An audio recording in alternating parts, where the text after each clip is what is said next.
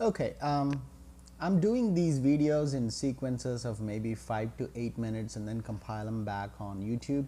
So if you see a sudden jump or something in videos, that's probably what it is. I'll try my best to get that out of the editing. But anyways, in the previous sequence, I was talking about how Mendeleev designed the modern periodic table based on atomic number. Okay, in the sequence, and I also mentioned things like S, P, D, F, the orbitals, and related to the energy and stuff like that. Okay, those were all just to throw some keywords at you, not to expect you to know everything up front. So in this sequence, I'm going to walk you through a few things. But before that, let's go back and look at the concept map that was on the syllabus. Okay, this was the concept map. Okay, and we're right here at the periodic table. Okay, and if you see that it's connected to so many things along the way, but the one that's connected right away are the ionic charge and the atom. We're going to focus on the atom, and if you see, the atom is connected to orbitals. Okay, the orbital is connected to the electron configuration. So as we do the sequence, we will see that we go from the periodic table to the atom to the orbitals into the electronic configuration. So if we come back to our periodic table, okay, you will notice right away that on top of each of the column, if you see each of those colors that are grouped by a certain color as columns, then on top of the columns you see an integer slash a Roman numeral followed by a letter A, and it's usually A or B. Okay, for the rest of the remainder of the course, every video that I will talk or discuss will mostly use the Roman numeral. That's because it gives a lot of clues on how things are put together and what information we can extract out of it. Okay, we're going to come back to the Roman numeral probably in the next sequence or later in this current sequence. But if you notice, what I'm talking about right here is this right here. Okay, it's either an integer 1, the way you read it is 1R 1A. Okay, what I'm saying is just focus. Let me go ahead and get a different color so I can narrow it down to, okay, we're going to focus mostly on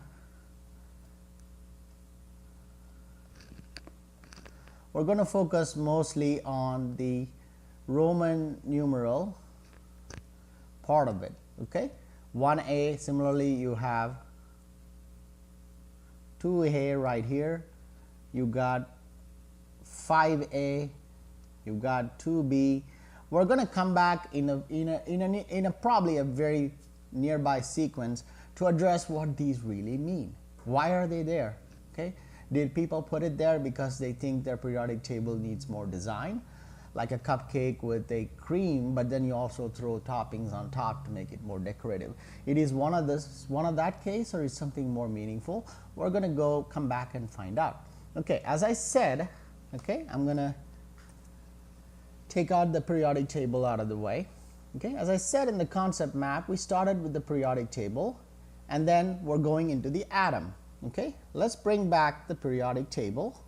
Okay, all right, so every element, okay, for instance, I am not ever going to quiz you what does H stands for. That will be more of an 8th grade material.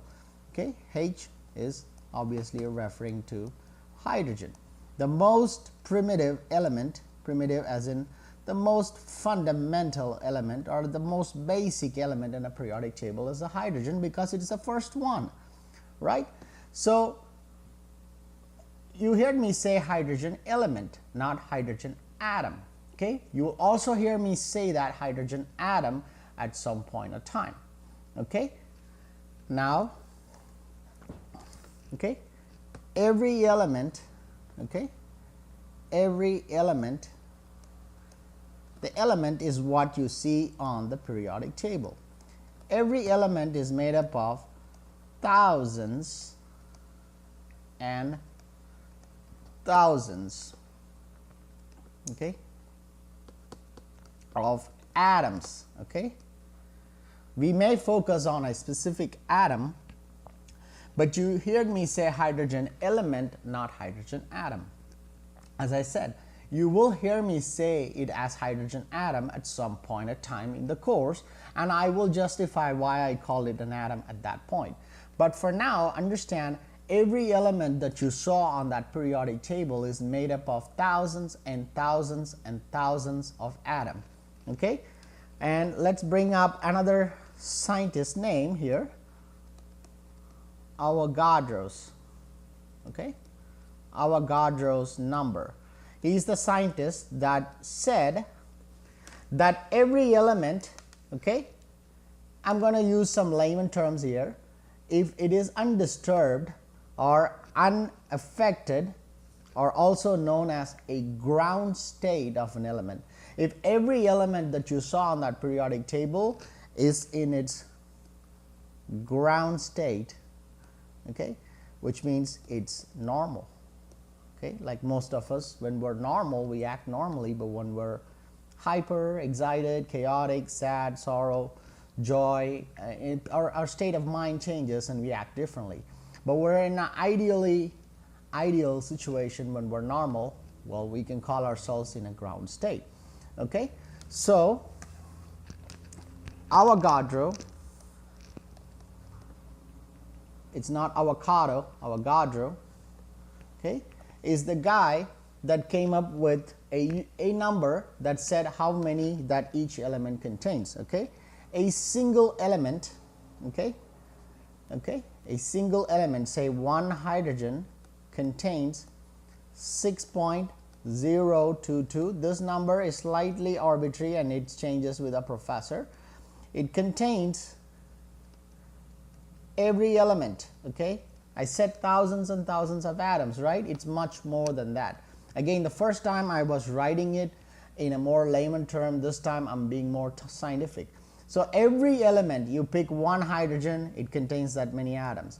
You pick one beryllium, it contains the same number of that atoms.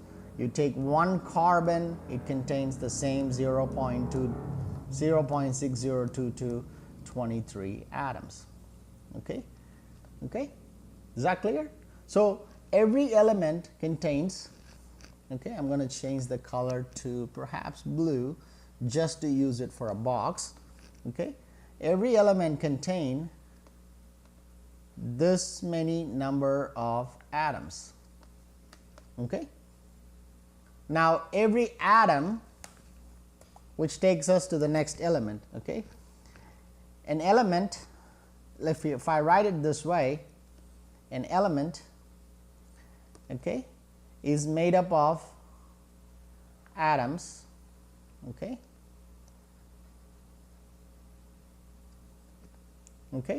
and each atom contains three things: protons. A single atom contains protons, electrons, and neutrons. These are the three possible terms you might come across frequently. Okay, every element contains an atom, atoms plural, and every atom is made up of protons, electrons, and neutrons. Okay, all right, so a electron is basically a negatively charged substance or object or whatever you might want to call it.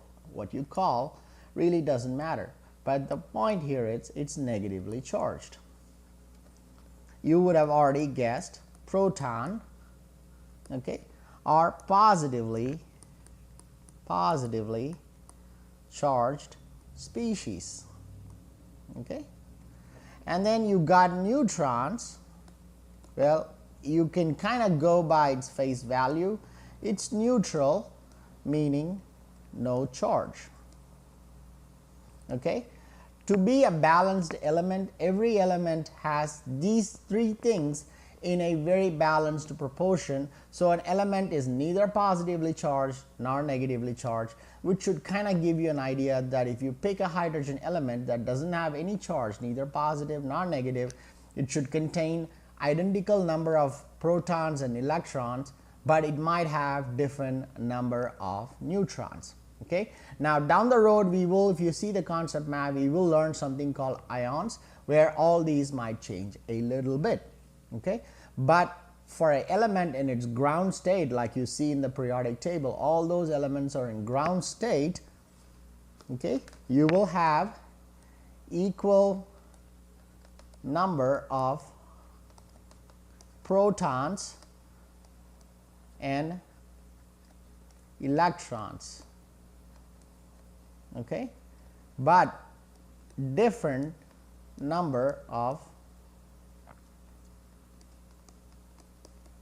neutrons. Okay.